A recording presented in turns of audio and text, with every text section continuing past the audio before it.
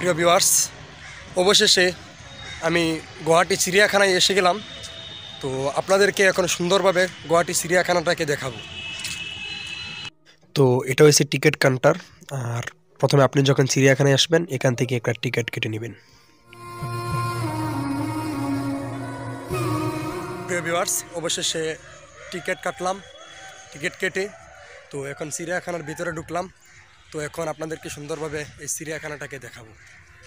তো দেখতে থাকুন ভিডিওটা সামনে। এই দেখুন, এখান থেকে শুরু হয়েছে। এই দেখুন, এগুলো কি দেখুন তো, এগুলা আপনি কমেন্ট বক্সে অবশ্যই জানাবেন। আর এখানে অনেক হারগিলা বসে আছে, হারগিলার জায়গা। আর এগুলো চানমুট।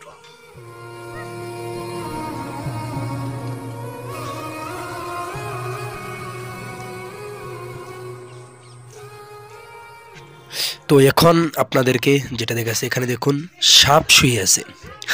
আমার প্রথমে না এই সাপগুলিকে দেখে আমার ভয় লেগে গিয়েছিল। আর এই সাপগুলি দেখে আমার একটা চিন্তা আসলো যে সাধারণ এই দুনিয়ার সাপ এগুলো তো এরকম, জাহান্নামের সাপ না জানি কত ভয়ঙ্কর হবে। তো মানে আমার কবরের চিন্তা এসে গেছে যে এই সাধারণ দুনিয়ার সাপ মানে আমি ভূগোল থেকে দেখে আমি অনেক ভয় পেয়ে গেলাম।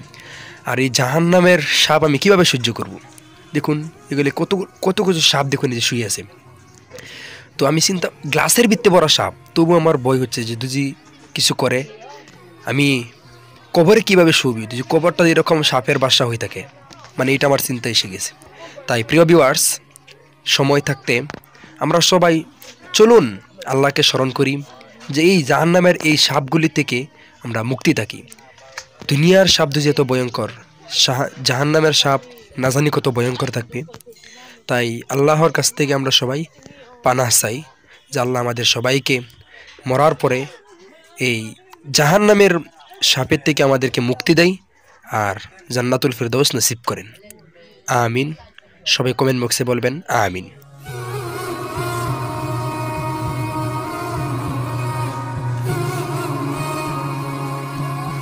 এখানে হয়েছে, দেখেন যে বান্দর,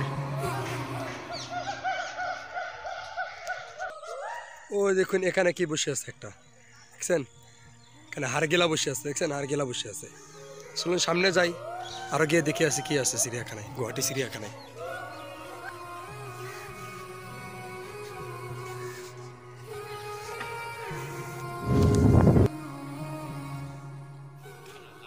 শুয়ে আছেন বাঘ, এই দেখুন বাঘ। হ্যাঁ, যেই বাঘে মানুষ খায় আর সেই বাঘকে মানুষে জালের মধ্যে বন্দি করে রেখেছেন।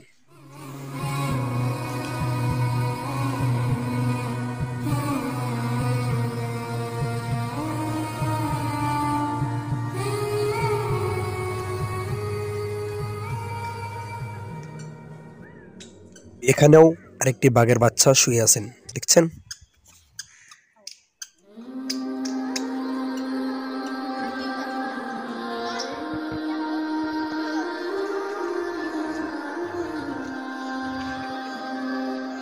এখানে শুয়ে আছেন একটি সিংহ।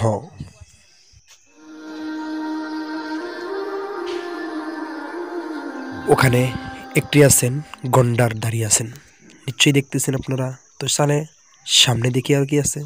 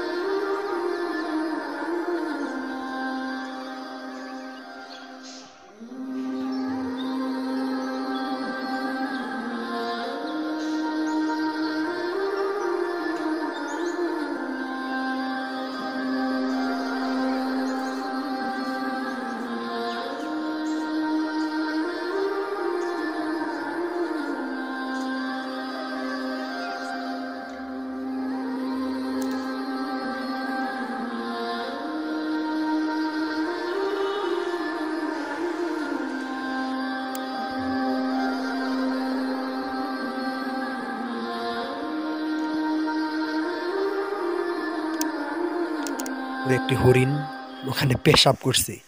দেখুন এই হরিণটা এখানে পেশাব করছে রাস্তার ধারেই।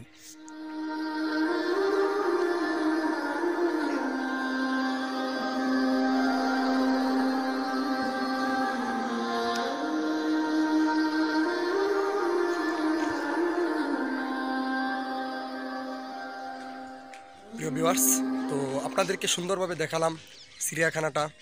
তো আজকের ভিডিওটি এ পর্যন্তই। তো এখন আমি এখান থেকে শুরু করব আমাদের এই ভুটান সফরে যাওয়া। তো নেক্সট ভুটান ভিডিওতে দেখা হবে ইনশাল্লাহ।